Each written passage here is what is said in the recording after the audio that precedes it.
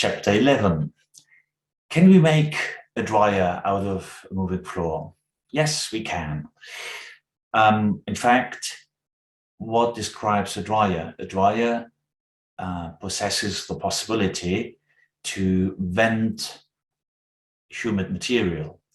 And we found out very simply that the gaps between the slats or holes in the slats could do exactly that we could vent a humid material.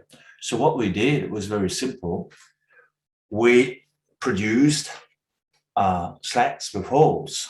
Here you have such perforated slats, very simple. The air enters from behind, and there it is, your moving floor dryer. Second thing that we did in our patterns was to create moving floors as a multi-stage system. This is the design that you see behind my head.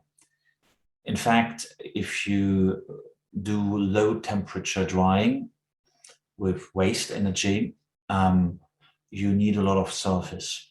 And to have a good footprint on the ground, you have to go upwards to make kind of tower. And here you are, a multi-stage moving floor dryer.